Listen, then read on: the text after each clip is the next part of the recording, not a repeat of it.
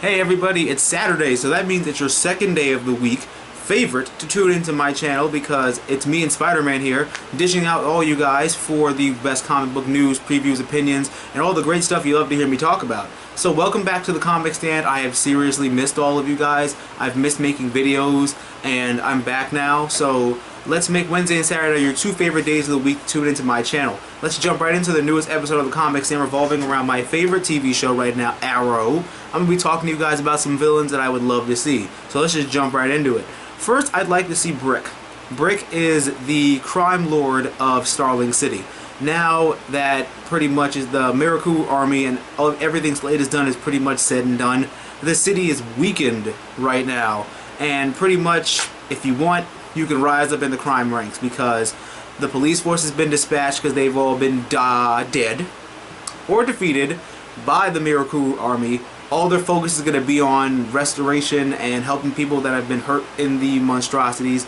And of course, because, you know, our costume vigilantes are also kind of tired. So, what better way to rise your ranks up than by doing it? Especially seeing as how Brick has impenetrable skin of sorts, and what better way to add him than to make Oliver the King shoot him with an arrow, but rather to have him just deflect it or probably catch it.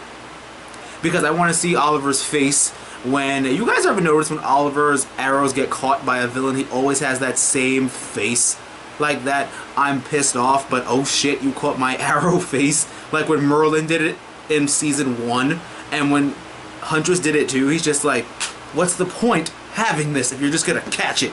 But I also feel like Brick could be the big bad, or he can actually be the mayor of Starling City. Since Mayor Blood is dead, they would need a new leader, and what better way than have a crime lord as your mayor? But this time he won't get caught. Another villain I'd like to see, or pretty much be the bodyguard to Brick, is Constantine Draken. Anyone who's read everything knows who Constantine Draken is, knows he's a very highly skilled martial artist, and he's very skilled and hates Oliver because he's the only one that's been able to defeat him. So pretty much he could pose a threat to Oliver and Team Arrow for most of the season, or be a bodyguard to him, which I think would be a really cool idea. Now, one of my personal favorite villains from Oliver's Rogue Gallery that I would love to see redone and remade for TV is Cupid. She is a villainess who is obsessed with Oliver Queen, like My Bloody Valentine obsessed with him, like that movie with Beyonce and Ali Lauder obsessed. And I feel like she's perfect introduced to the show. I have a lot of theories revolving around her, but we'll just keep it to season 3 right now. But she can go after Felicity and Sarah and Felicity, or like Laurel, you know, even Sarah if she ever decides to come back, you know, but she can go after them and pretty much knock off names off of the famous list from season 1, which we never actually finished, but I feel like Arrow likes to do flashbacks and flash forwards in between seasons just in case, to keep us people who have seen it from the beginning on our toes. So I feel like going back to the list is that perfect thing, is that maybe she can go around saying such and such, you have failed this city. And since Malcolm Merlin's name is on Oliver's father's list, maybe she'll cross paths with him and Thea. Iron Rex is a giant mechanical dinosaur. I don't have to say anything else about that. That's why I want to see him on the show. Blue Lancer, or remix as the Black Lancer, whatever, is a spear-wielding villain. Now, to anybody who has watched Game of Thrones, they can definitely give him a Oberyn Martell feel. Swing around a spear, deflect the arrows, have really cool fight scenes, all that good stuff. Please leave it at that. The Acrobat is another kind of villain who uses the magic bow of Diana, which can fire arrows, and they can move and be transformed depending on the wielder. So, say for instance we defeat the Acrobat. Now we have Oliver, who has a new item to use, but since the item can't be controlled of sorts, we use it as sort of a last resort kind of weapon. We keep it secret in the cave or wherever, as that, like, you know, he'll be like Batman. He'll have his whole wall of weapons, you know, that he's slated not to use, but at the same time, in case of, like, you know, the nuclear option, like, you know, he can use it, or he'll give Roy the code and he'll use it, or someone who can use a bow and arrow really well to give it to them just in case shit hits the fan really bad. And I would like to see Oliver start to build up his weapons collection, because he sure as hell deserves it.